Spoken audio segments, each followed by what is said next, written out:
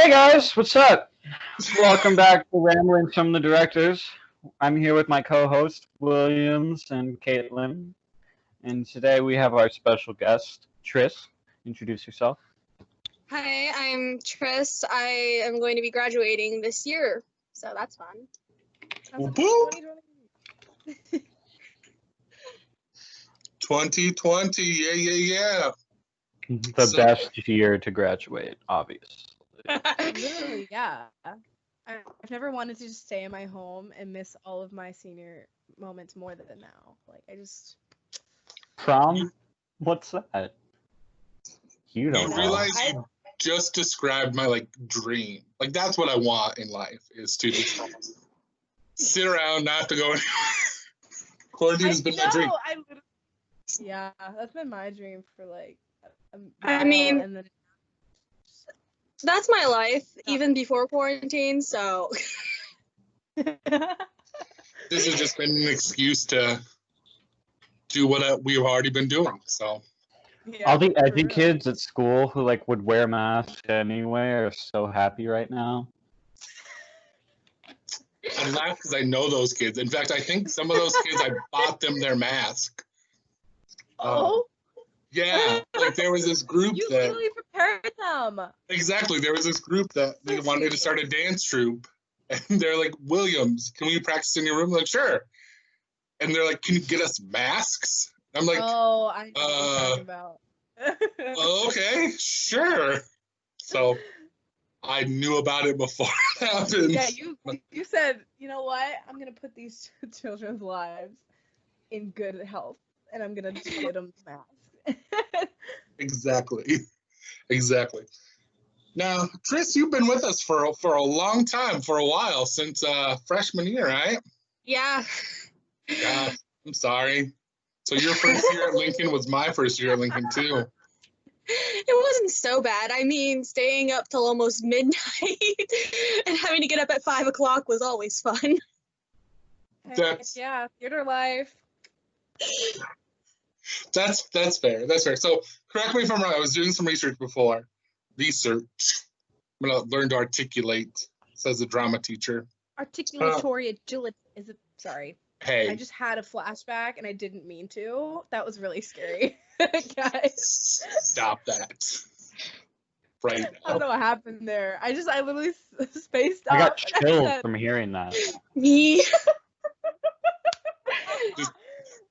We all crawl into the fetal position. Ah! So correct me if I'm wrong, but I was doing some research, and you have been involved with, in some form, whether performing or backstage technical work, on 7 shows, correct? I think, actually, Hairspray would have been my 6th. You were close. I didn't do Spring. You did? Okay, so maybe I thought you helped out with set, but I was wrong, apparently. So 6 out of 8, though, is still a pretty impressive high school theater career. I mean, so I guess kind of focusing on this episode, I think talking about that journey of what's it like to be a theater kid, a high school theater kid. Do you want to talk a little bit about your experiences? I guess we'll start there. Well, freshman year, I had heard from Mr. Degnan about High School Musical. And quite a few people didn't know this, especially at the time.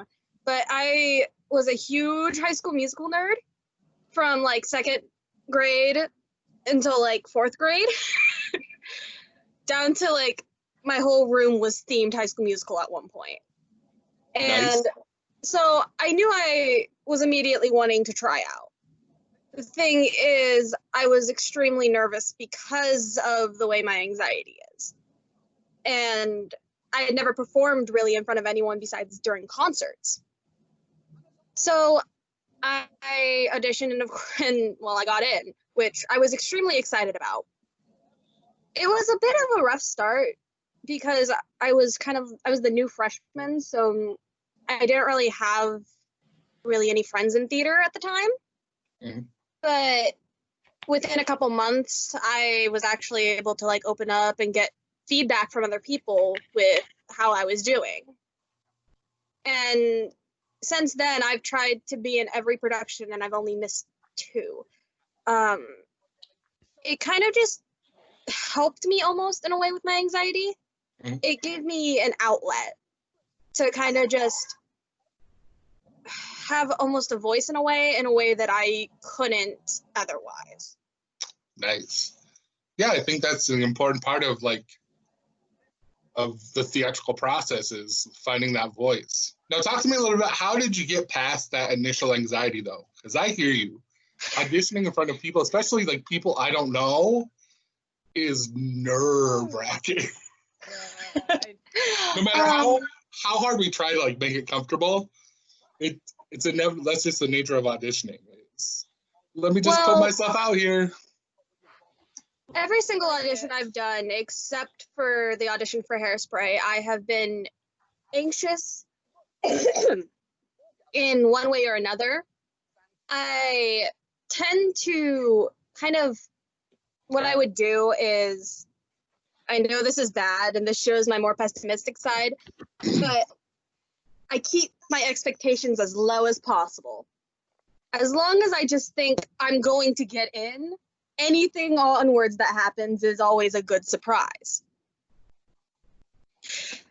It's a weird method, but it works for me because that way, no matter what, I'm surprised and I'm excited and like it's a good surprise.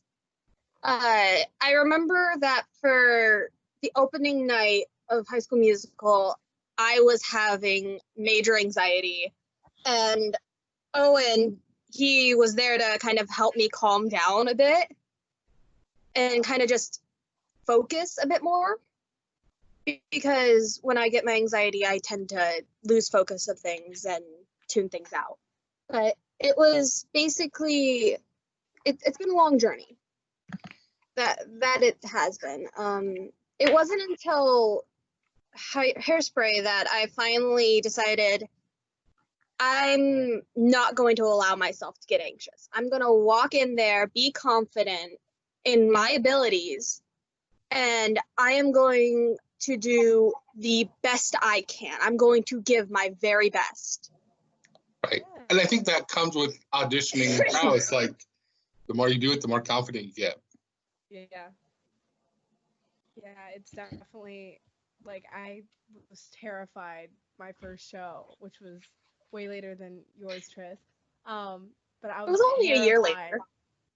Well, yeah, but yeah, it was so terrifying because, like, I'd never done anything with theater, and the whole auditioning process, I did not know what I was getting myself into, and I'm scared for new things. Like, if I have no clue what's going on, I'm just like, maybe I just shouldn't do it because I am scared. But then it's like William said, it gets so much easier the more you do it, and it was just, like, it's so scary at first. And, like, with every audition, like you said, going in and just being like, I'm gonna do the best I can. I'm not gonna set high expectations so I don't, let myself down. Like, I'm the same way. I'm just like, you know what? I'm gonna do my best. I'm gonna prepare. I'm gonna practice.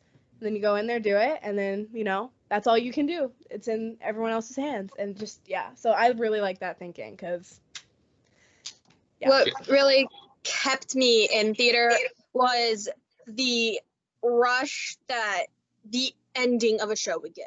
At the last, during the bows each night, just that energy is what kept me coming back. Mm-hmm. And what kept me wanting to grow. And you can't describe that. Like, no matter how much you try, you always try and push in rehearsal. You say, okay, it sucks right now. You're tired. But trust me, like, nothing will beat that feeling of opening night during bows, that sense of accomplishment. Yeah. You can't describe final night bows. Final night bows are also really good. But those are tough though, because it's like, okay, we're closing this. We're closing this chapter, which is bittersweet. I'm a big baby. You and me I'm like, both. oh my god, I learned the script and now I don't need to anymore. And it's like, but it's such a good rush of just running out and bowing and like hearing the audience, and it's just like all that hard work, all those hard times that were put into the show, it's worth it because of this. And it's such a great feeling. I love it. And then for like 2 weeks afterwards, you're lost. Like, what do I do now? Yes, I'm just like, well, I would go to the theater room right now, but there's nothing happening. I'm still going to the theater room. Who's gonna stop me? Not Williams. I was like, Marquise is probably living in there too. Owen's up there. It was just, oh my gosh. The best part is I can usually hear you all. Usually singing your way up. So I try and duck under my desk. Like, no, this is my chance to go home early. Just like, God, well, and then we walk in, you're like, all right. Just gonna take a nap at my desk. Y'all do what you need to. Literally, yeah. Chris, I have a question for you. What is your favorite memory from theater? Oh, That's a tough one because there's a lot of memories I really enjoy. Yeah. But I would have to say from my favorite memory for theater would be the results from the auditions at Fest Fest. Just heading to the Piazza and everything, or Rialta, I can't remember which one it was. And just being able to like celebrate with you guys, that was the best thing ever. Especially since I was so unprepared for what the audition was going to be, because I'd never auditioned like that before. Yeah, our auditions are a little different than like a formal. I mean, the ones for Hairspray was closer to a formal audition. That's true. Closer to what we were doing. That's because I wasn't involved. If I had been involved, they would have nothing like it. Well, at least we got to prepare this time. That's true. Yeah. That is true. You didn't just get sprung on us. Which, yeah, there's a lot of value in that. I don't know, I like to keep it fresh. And that's just my way of saying usually I don't prepare well. Yeah, no, my favorite part of theater is definitely learning everything like a month before. And then it's like, oh yeah, we've had this for a minute. I forgot. We always we pull it together all the time. It's good. Yeah. We're fine. We always end up rushing literally like the month before, and like we're still learning half the music, and we're over here like, but then it works, and we're over here like, well, okay. Which is the funny part is we always tell ourselves too. Work harder. Well, we tell ourselves too, like, oh, we're not gonna do that this time. This is gonna be the time where we're not gonna do that. Since my freshman year, Williams. Someday I'll learn. Someday, hopefully next year. Like at least it's been more organized since High School Musical. That's true. Yeah. That was my first musical that I've directed. I mean, yeah, that's understandable though. At least like I'm not in the library again. I was used to junior edition shows where I choreographed those too. Shout out Harding Middle School. Woo! That's incredible.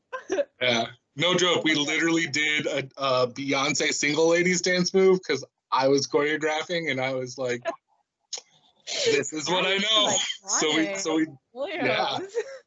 It works. Janet was a Beyonce fan. Can you do all the single ladies right now? I could, but it wouldn't do any good for people listening on the audio cast, which you can, our podcast, that audio cast podcast, which again, just a reminder, you're listening to Ramblings from the Director, available on Spotify, Anchor, Breaker, Google Podcasts, Radio Public, Pocket Cast, all those other listening devices. You can also see us, see these glowing, beautiful faces on the YouTube channel, Lincoln Theater Arts. We'll post it every week, or we try to at least. So, so it would do no good for the people listening on the podcast, fan. But maybe if we it'll give people incentive to go watch the YouTube channel, and then from the YouTube channel, they'll hear more about the audio parts. Maybe I'll make another challenge, and if I can get 50 views, I'll single ladies dance for you next week. Oh my god. But you have to do it in the single lady costume too. A, I don't think I have that, and B, I don't think anyone wants to watch that. There's a lot of single lady over here. I think that should happen. For 50 views, wow. I mean, I'm all for gaining viewership, but that's a low bar. That's a low bar for me Well, to. you said it. You can't take it back now. I said I was gonna dance. I didn't say I was gonna. Well, YouTube, we'll see if you pay up your end of the deal, huh? I'm not doing it for free. Can you do the single ladies? Can you do single ladies in your Hagrid costume? Oh my god. I think I would have to refine my Haggard costume. I You don't. have nothing I think I donated a lot of it to the community theater space. But Excuses! I'm just kidding. anyway, enough about me. We're here talking with Tris. Okay, Tris. It's about her, What? not me. Finn. Tris, what is your least favorite memory? It's okay to say this right now.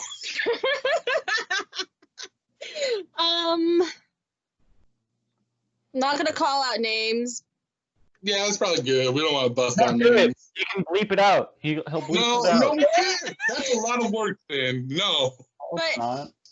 If anyone was in theater last year, you know immediately who I'm gonna be mentioning. Ooh, let me just take a sip of this tea. It's not tea, it's water. There was a castmate, and we were told, do not touch the instruments in the hallway, or you will not be allowed back till your senior year. She decides to touch it. I'm like, hey, you know you can get in trouble for doing that. And she blows up on me and starts saying how she doesn't care. And I looked at her and I'm like, then why are you here if you don't care? And it was just anything to do with her. Anything to do with her was just a bad experience altogether. That was not fun. Especially since I was the one she was continuously yelling at constantly. That's always the struggle with, I think sometimes in theater, is you get a lot of type A personalities, and they sometimes just don't mesh well. Like, it's such a business of insecurity where you're trying to promote and play other things. And it's such a non-competitive but competitive field to where some of those squabbles happen, and it's tough to justify in that space and time of, you just want to say oh, they're probably just lashing out because they're insecure on other components and other things, but high school brain and even adult brain doesn't click with that. I was trying to be as polite to her as I could. And it was just constant. And I'm just like, really? You're bringing down the energy of the whole cast. Yeah. It's amazing how one person's actions can affect, or a small group can affect the whole ensemble piece. You know what I mean? Yeah, it's the toxicity that we honestly don't need, to be honest. Finn's gonna change that next year, right? Look on the bright side. Look on the bright side. At least you didn't get punched in the face. I mean, you have a point there. At least I didn't get punched in the face. I'm pretty sure I came close to it a few times. Yeah, I've been punched in the face on stage. It's not fun. It's not a good time. I've been slapped on stage or Real quick, What? since I think I might know what. You don't remember? Little Shop of Horrors. Brandon. Tris Oh, been did he actually surprised. slap you? I don't know, did he? I hate this. If I remember, if it I think from what I knew, it was a stage slap. From what I knew. Was it a real slap, William? But in the video, it's very unclear. It was the stage slap. That's what you were given. But I also know that you and Brandon like to go rogue, so we said we were going to name names, but it's not a bad thing. You know. I have a question for all three of you. Oh gosh. What are your point of views on method acting? I am a method actor myself, in a way. And so, like, as long as you don't take it too far, like, Jared Leto, Suicide Squad, easily took it way too far, further than it needed to go. It's one thing to method act, it's another thing to either endanger yourself, other people, or, like, completely make other people way too uncomfortable to the point where they don't want to be near you. Yeah, that makes sense. For me, I actually did a little bit of method acting for the musical last year, and looking back, I'm like, wow, Caitlin, that was not good for you. But at the same time, I think I was able to achieve what I wanted with the role by, my methods. Because the character in the show is a, very sad, very longing. It's just kind of a somber mood to the character. And, like, if people know me, I'm not typically like that. So I wanted to be able to do what I could to get into that mindset. And so I would think about certain situations that, like, really made me sad, or I would think about things that just weren't very bright and happy. And I think Ida from Honk was probably, like, the best role in terms of, like, my dedication for it, even though looking back it was probably not the greatest thing for my mental health. But at the same time, I felt like I did what I felt like I needed to do to get into that mindset and get into that character. But yeah, I agree with Tris with the whole, like, once it gets too far, you should, like, beep, you could stop. But right. Yeah, I kind of did a little bit last year. No, I hear you. I think I'm never going to poo-poo on someone's method, because I think someone's acting method is their personal choice and what works for them. Mm-hmm. I do have problems with the idea of never turning off the character while you're invested in the work. And it's like you both said, like, I think that's problematic for your own mental health reasons. I also think, like, if you're never leaving the character, I'm going to say that, I mean, it's a hot take, so who cares if I offend someone? I think it's a lack of acting skill. You know what I mean? Like, in terms of if I can't dissociate the character from myself and have to be the person 24/7, then that just shows that I can get into the character, but not when I want to or when I need to. I think acting, you need that flexibility of, okay, I'm here and I'm invested and I'm telling this story for the however long we're here in rehearsal or for the show. But then at the end of that, so I don't get burnt out, I need to be able to turn it off too. Yeah. I kind of get that, considering, like, if you are constantly your character and everybody only associates you with said character, it can really burn you out on acting. And it's happened with quite a few different movie actors who had that one big role that just anyone from Twilight is basically what I'm saying. Like, call back to our first episode. And for our feelings on Twilight. When somebody just associates you with that character, especially if the production or the movie bombs, that can really burn you out acting-wise and make you not want to do anything again, because nobody's going to be, like, everybody's just going to be like, oh, that's so-and-so.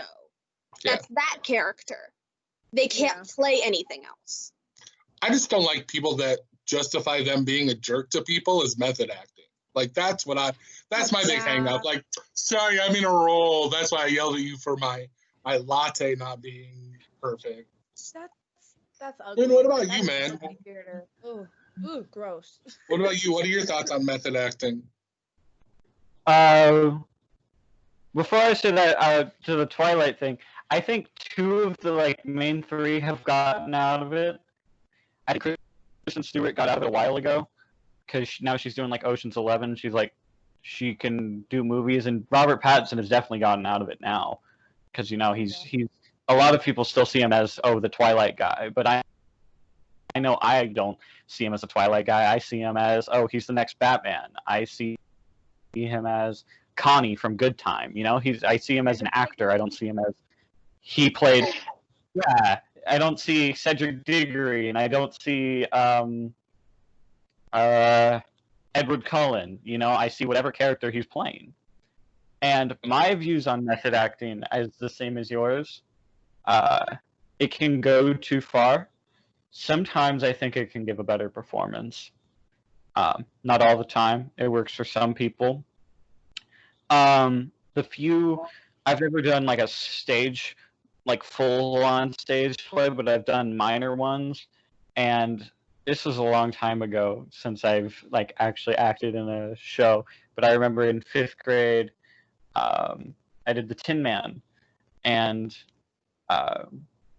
it is brought up by the slapping because there was a point where it's I scared Dorothy, and then she has to slap me, and they're like, so here's what you do for a stage slap, and I'm like, no, this looks bad, actually hit me. And so I just had her actually hit me, and it looked really good. It was 5th grade drama, and I just had her actually slap me because I felt that looked better. So that's my view on method acting. I prefer to do it to an extent if I do acting. I won't be it'll be I'll commit a lot on stage, but then once cut is called, I can get out of the character. It's not, I've never found it hard to get in and out of a character. And when I'm directing, method acting can either be really good or really bad. When it's done well, it can be very good to work with. When it's done bad, like the people yelling, then I get into arguments with them, and then it's a whole thing. So that's my views on method acting. So we're going to take a quick break while we go and investigate this girl that slapped Finn. I'm pretty sure the statute of limitations haven't run out, so we're going to charge her with assault. Hey, I told her to slap me. Okay, so but it's okay. It's okay. I'm gonna look into it. I've seen a law show once. I saw Law and Order once. So I think I can get you a case, Finn. Okay, but we're gonna go take a break. We're gonna pay some bills. See, I can say bills now because I'm on the Anchor app and I learned how to speak effectively. So we're gonna pay some bills. We'll be right back. Are you looking to make your own podcast? Wondering what service you could use to make your podcast super easy and super efficient? Well, let me tell you, try the Anchor app. You haven't heard about Anchor. It's the easiest way to make a podcast. Let me explain. First off, it's free, which is my favorite F word. There's a creation tool that allows you to record and edit your own podcast from your phone or your computer. It's that easy. Anchor will distribute your podcast for you. So it can be heard on Spotify, Apple Podcasts, Google Podcasts, Breaker, Radio Public, and even the Anchor app itself. The cool thing is you can even make money from your podcast with no minimum listenership. I mean, you could have one person listening and you'd still be making that green.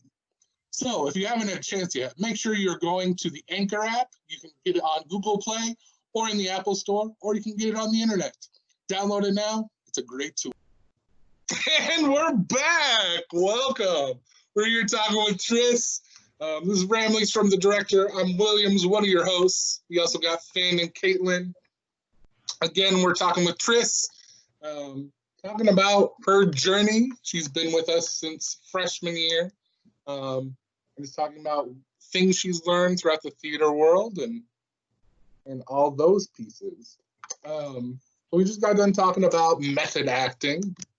I'm intrigued to hear, like, in terms of performance, right?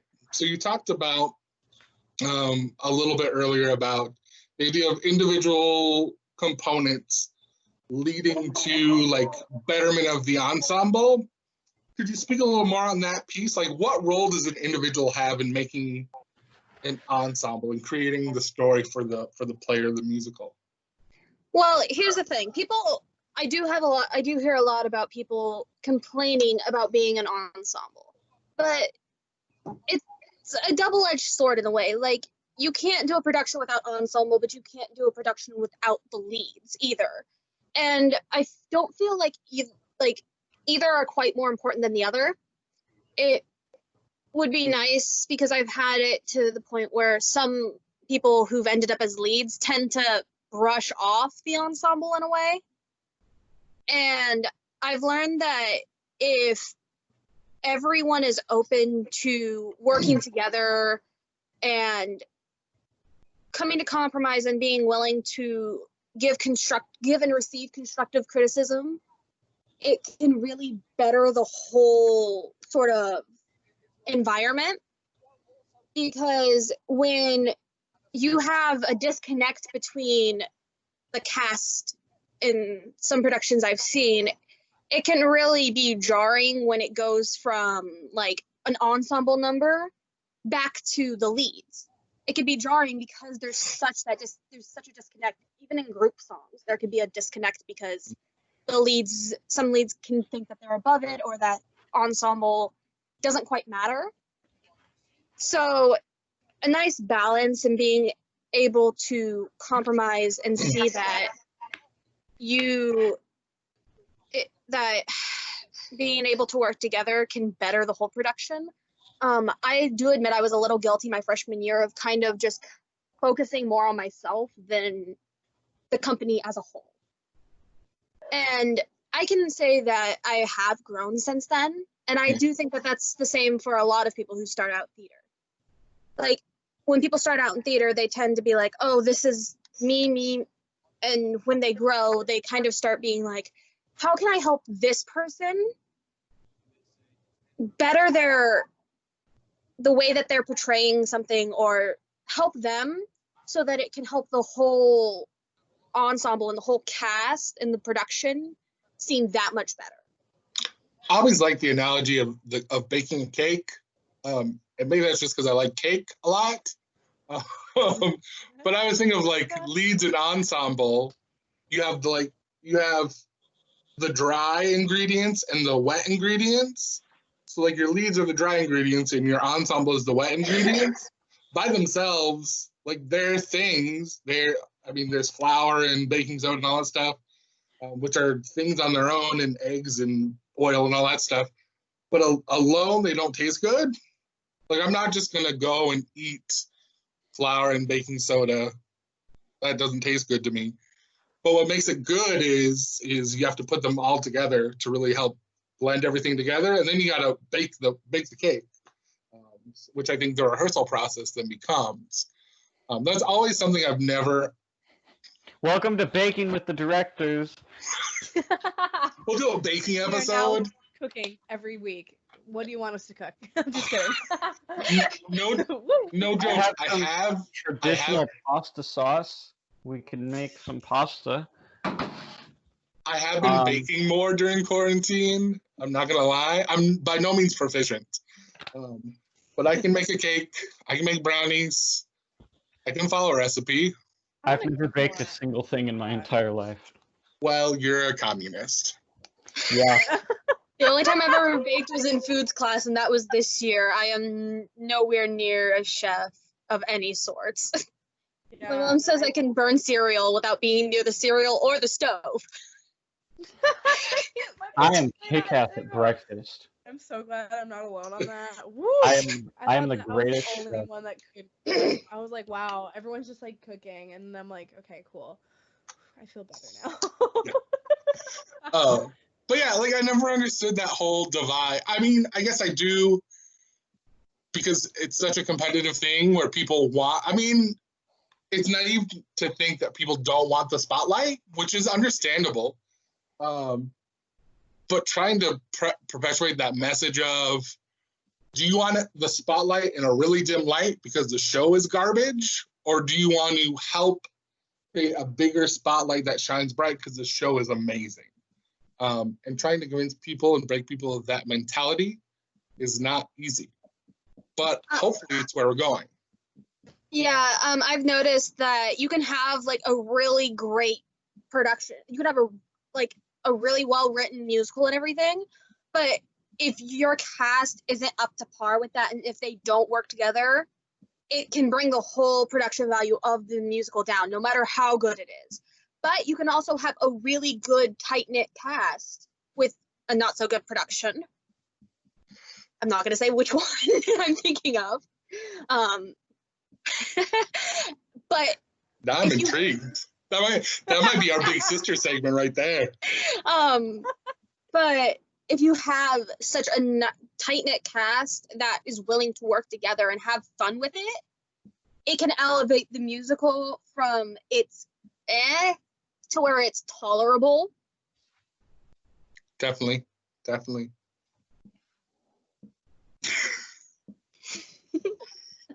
Finn, what do you got?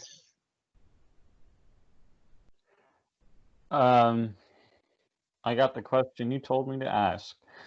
What are some other qualities that you have learned throughout your experience in theater?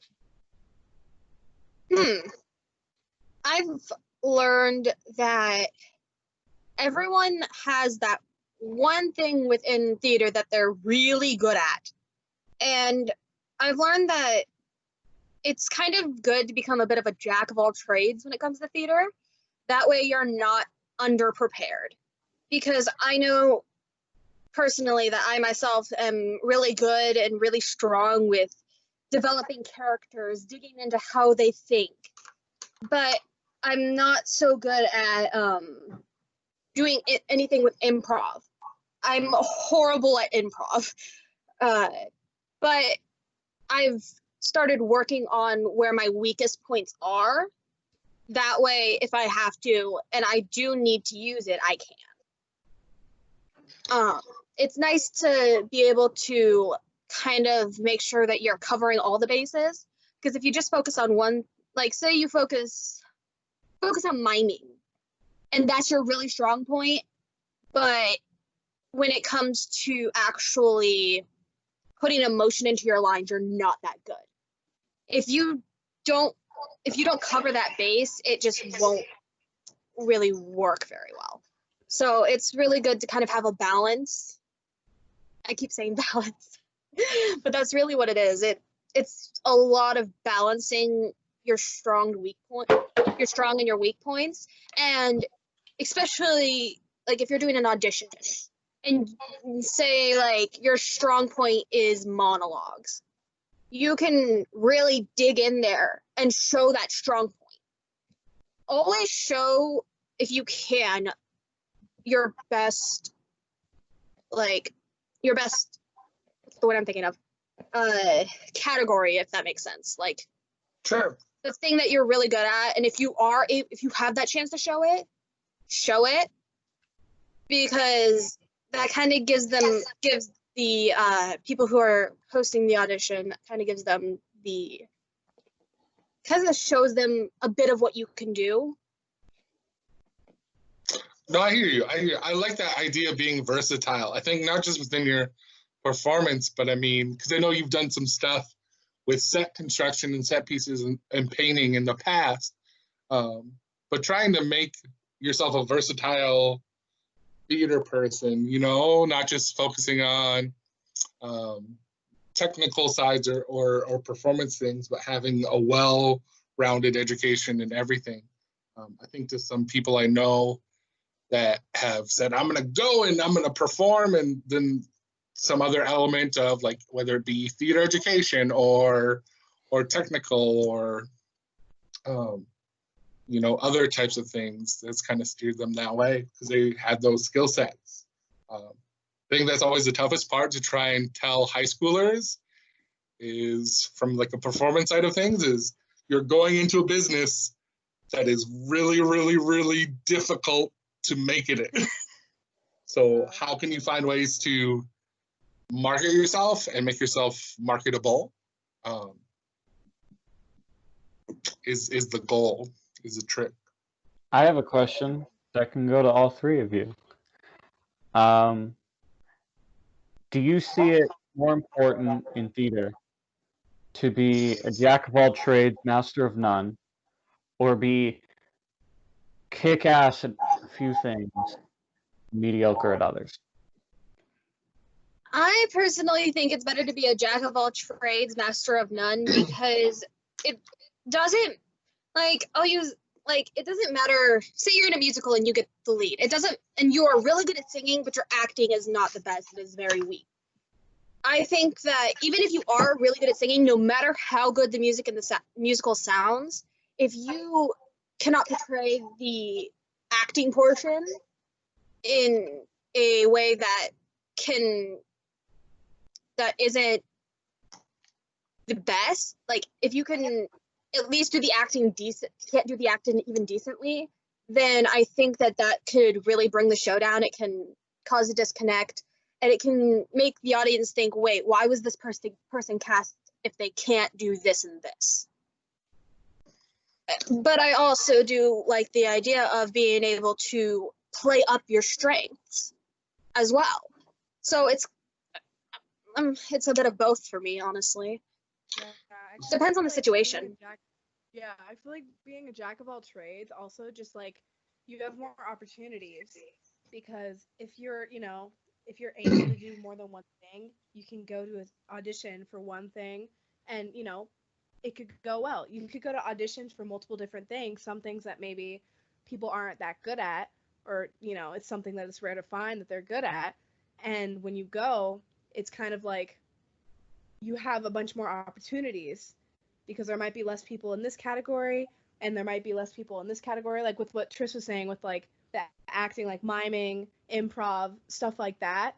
If you are able to learn how to at least be proficient in a lot of different things, then depending on the mood, it's kind of like you're able to go and just do what you want, kind of. Even like depending on what you want to do as a performer, I feel like focusing on those things as well is very important. But I feel like if you have a bigger variety of things you want to do under your belt, then that is more opportunities that you are able to go for and try and be maybe successful and hopefully successful. Nice. I'm going to think outside the box. See, this is me thinking outside of the box. I'm right there. Which is what we do here on Ramblings from the Directors. We think outside the box. Again, you're watching us on YouTube or listening to us on all of those podcast streaming services. But we think outside the box. I'm going to say neither. And here's why. I think inherently, no matter where I am skill set wise, my goal is always to get better. So it doesn't matter where I'm at, whether it's something I've never done before, whether it's something I'm not proficient at, whether it's something I'm really great at.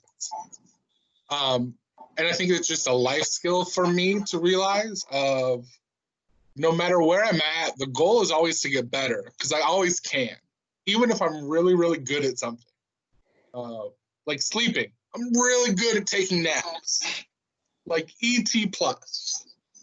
But I can still get better and find more time to get him. For everyone who doesn't understand, ET means exceeding target in the bullshit DMPS grading system. It's basically like an A+. In layman's terms, it's an A+. Sometimes too. Come at me, Earhart. Come at me. He's already getting some heat for this new stadium, which we'll talk about that another day. We need to investigate this dude. Yeah. Anyway, going back. But yeah, like it doesn't matter where I'm at. I always want to try and get better with everything. So, and I think the more I can create that mindset with you all and try and give you a similar hunger, I guess, is the goal, I think. It doesn't matter if you're great at something or not great at something. What matters is if you start to get complacent and plateau. and don't try and learn. That's where it gets problematic. And that's where I think where you see people exit the business is when they've kind of reached that point of, I'm done learning, whether it be because they think they know everything or it's just been too tough. So that's what I think. That's how I feel. That's that on that. I think that's kind of where, I think what you just said is kind of where I've gotten what I've done with my mindset. My mindset has changed to trying to learn as much as I can, which is one of the reasons why I decided to do theater class finally. And that wasn't entirely my fault. That's a whole nother story. No, we can go into it. Basically, every time I tried to get into Theater 1, I was constantly told that it was full, when I find out it's actually not. So that's fun. But I thought, like, a lot of the things that was taught in Theater 1, I did kind of already know a lot of them because of doing productions before. But there were a few things that I either didn't know or that I knew were kind of, I was with. So it kind of gave me that room to kind of brush up on these skills so that I can strive to get better and so that I can strive to learn more. And so it kind of just allowed me to do that, even if my particular class wasn't honestly the best learning environment for me.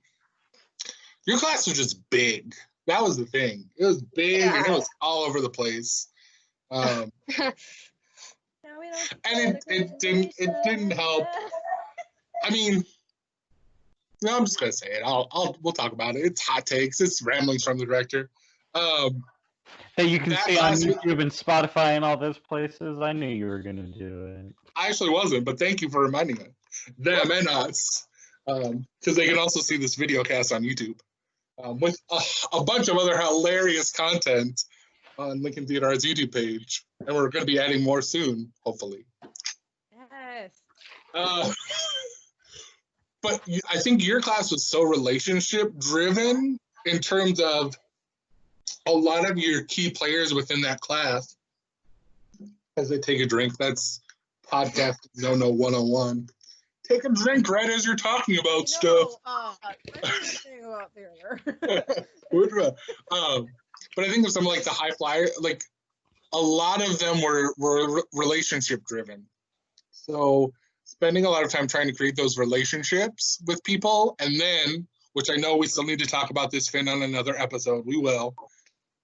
But then having me gone for that long while, you're essentially trying to reform those relationships. And at that point, I think, I don't want to speak for the kids because I can't, but from what theory I have in my brain, like, they're not going to reform a relationship because I had betrayed them, essentially. You know what I mean? Like, I betrayed that trust. So they see this as, oh, this person formed a relationship, then they vanished. Yeah. I'm not going to reinvest in that new relationship. There was also quite a few kids that kind of had an almost entitled sense of themselves. Like, they kind of thought that the world almost owed them something and that they could do whatever they want without repercussions. So when you did leave, it got a bit stricter with the way it was. Yeah. And that it wasn't quite that you betrayed them, it's that everything got super strict and they realized they couldn't get away with what they were doing before. Yeah. I'll also say too, I think part of it, I'm just going to call it out. I might as well. The idea of having, so for the longest time, the building split, I think, had a lot to do with it too. And here's why. Let me explain. So you have these middle schoolers, 8th graders, that come up and they think they're the top dogs, right? As they are within the hierarchy of like middle school. So then they go to this building where it's just them. So they still are top dogs in that building, right? Because it's just them. So we're the lone wolves. And then they come up, and forgive me for saying this, but there is this hierarchy of seniors, juniors, sophomores. Like, y'all have been here 4 years. Like, you need to respect my space. I've invested time in this space. Yeah. Don't act a fool. Stop blocking the hallway. Oh, God. So Don't. that. So what I think happened here was, though, so here, going to my point, driving them back on track, is this year you had two groups of people that had that mentality of going from I was the big dog into this new space. And there was this feeling out period, this, trying to figure stuff out period of, I think when you're new to a building. So there was that kind of competing component of it, which I think was a microcosm of your class, because there are a lot of 10th and 9th graders in your class too. Considering I was like the only senior in that class. Trying to think if you might have been the. Yeah, I'm almost 100% sure I was the only senior in that specific theater one class. And so I think that also put a strain on it, because like I'm just over here like, yo, chill out. You guys are freshies and sophomores. You'll get your chance. So could you chill? Because some of us are actually trying to learn and trying to actually do the work. I mean, I was doing it not just because I love theater, but also because I was trying to graduate. So I'm just over here like, I'm here because I like it. If you're just taking the class because you think it's an easy A, I don't quite see why you wouldn't, like, if you're taking it for an easy A, honestly, it can cause a lot of tension because it's obvious that you don't actually care about the class. And so if you kind of do that and you take it for an easy A and you don't care about the class, you won't care about making the environment to where even the people that actually want to be there can learn. Which always makes me laugh. People always assume that I'm an easy A, and that is not the case. Nope. Like, nope. I always tell people, and I'm blunt and honest with everyone that asks me, I am an easy B. Like, if you show up and you do your work, it's very easy to get a B in my class. But it is tough as nails to get an F or an A in my class. So let that be known I'm putting this into the world. You're taking theater arts with Mr. Williams. And you have to work for an A. Yeah. It is not an easy one. It isn't. I don't even have an A. I had a B. Unless it's quarantine season. Then it's a little easier. We only have like 4 things in there. So, oh goodness. Again, Tris, we're kind of coming to the ends of this episode of Ramblings from the Director. But I think we got one more question maybe. We want to pose your way.